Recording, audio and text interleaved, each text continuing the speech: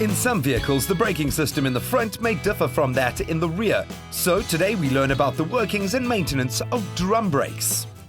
A very common component, especially amongst rear braking systems, your drum brakes.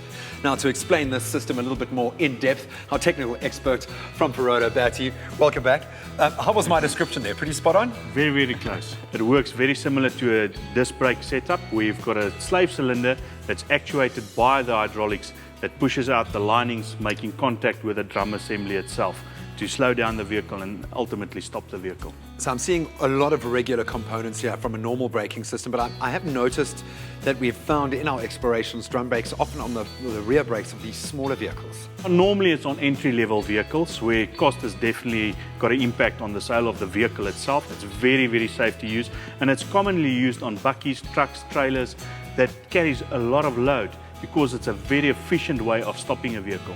But equally as important to make sure that these are maintained in the right way. Maintenance is very important on this system as well. Although the wear rate on drum assemblies and the linings itself is very lower compared to discs that we commonly use on vehicles. Each and every time when you do any servicing on the braking system, referring to the front brakes, you need to look at the rear brakes as well, the drum assemblies, because the adjustment on this braking system is critical for the performance of the braking system on the vehicle and also the lifespan on the newly replaced brake pads in front. Because the parts of the drum brake system are so different from disc brakes, caring for them seems daunting. But with a bit of know-how, you can look after them yourself. So I'm seeing a lot of the normal components, your hydraulics, your friction material, but it does look a little bit confusing. Where do we begin when inspecting our drum brake system?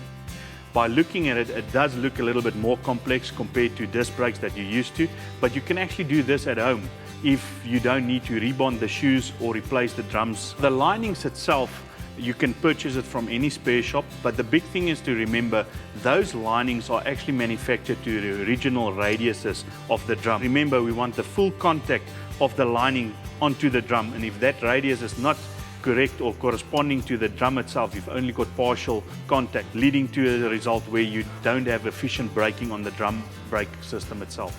So in the same way that we've got to make sure that our discs are getting maximum surface area with our brake pad, maybe getting them skimmed, same applies here.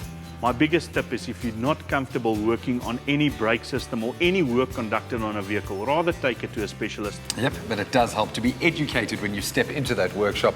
We know that even if it's an entry-level car, probably your first car, it is your pride and joy.